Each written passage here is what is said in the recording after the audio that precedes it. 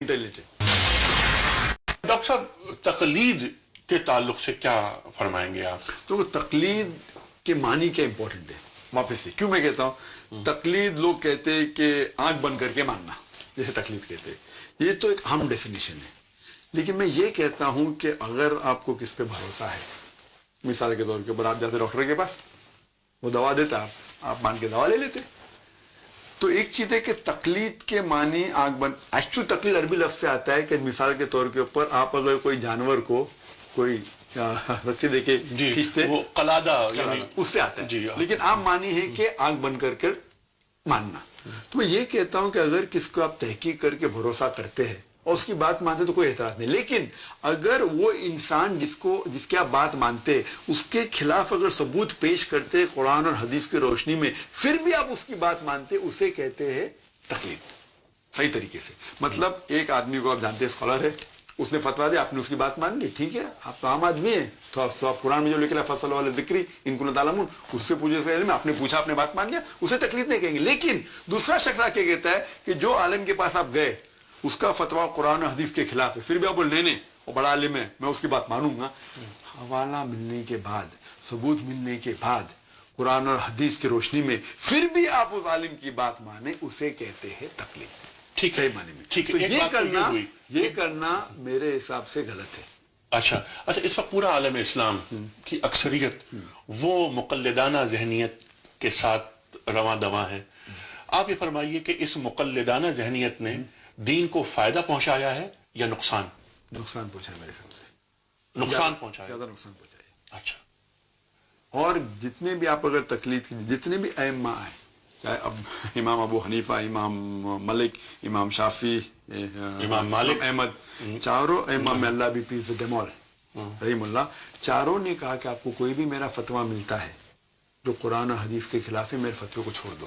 یہ لوگ ہم ان کی عزت کرتے ہیں بڑے ائمہ تھے وہ ویری نالجبل لیکن ہمیں جاننا چاہیے کہ جب وہ آئے اس ٹائم حدیث کلیکشن کا دور شروع ہوا تھا تو جتنے بھی معلومات ان کے پاس تھی اس بیس پہ فتویٰ دیا وہ جانتے تھے کہ ان کے پاس ساری معلومات نہیں تھی جو بھی معلومات تھی اس بیس پہ فتویٰ دیا انہوں نے اسی لیے انہوں نے کہا کہ آپ کو کوئی بھی میرا فتویٰ ملے جو قرآن اور حدیث کے خلاف فتوے کو چھوڑ دو تو انہوں نے ایسا کچھ ان کا ارادہ نہیں تھا کہ ایک فرقہ بنانا یا ایک گروہ بنانا لیکن انہوں نے فتویٰ دیے تو اسی لیے میں کہتا ہوں کہ میں پریکٹس کے اندر اگر امام ابو حنیفہ نے کچھ کہا رحیم اللہ مثال کے طور پہ انہوں نے کہا کہ جب آپ نماز پڑھتے ہیں لاؤڈ نماز تو سورہ فاتحہ کے بعد آمین آہستہ سے بولو لیکن جب میں پڑھتا ہوں صحیح بخاری میں کئی حدیث ہے جس میں لکھا ہوا کہ آمین زور کا بولو آمین بالجہر ہے تو میں آمین زور کا بولتا ہوں اسی لیے میں کہتا ہوں کہ میں 100% حنفی ہوں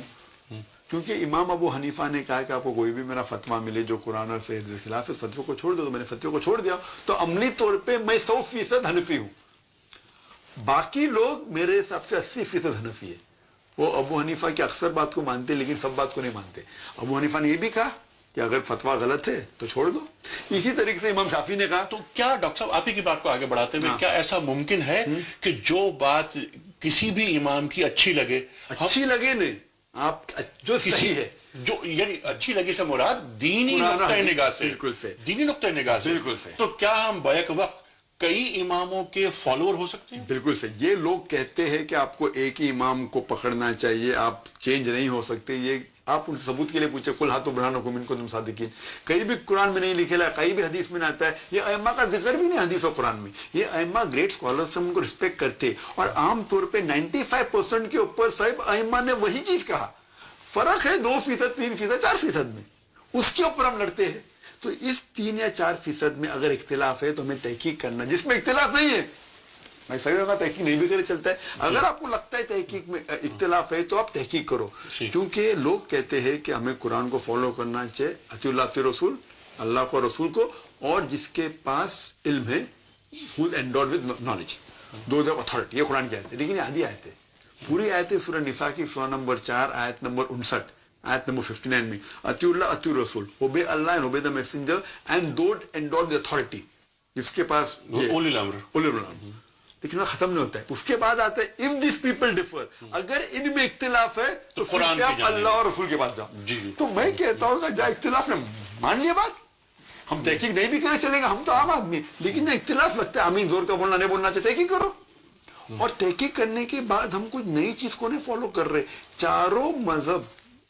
مذہب یہ مانتے کہ قرآن مجید کے بعد سب سے اول حدیث آتی ہے صحیح بخاری کی. جی. تو آپ جب کہتے ہیں صحیح بخاری قرآن کے بعد ہے, جب صحیح بخاری میں کئی حدیث ہے جس میں لکھا ہوا ہے کہ آمین زور کا بولتے, کیوں زور کا بولتے.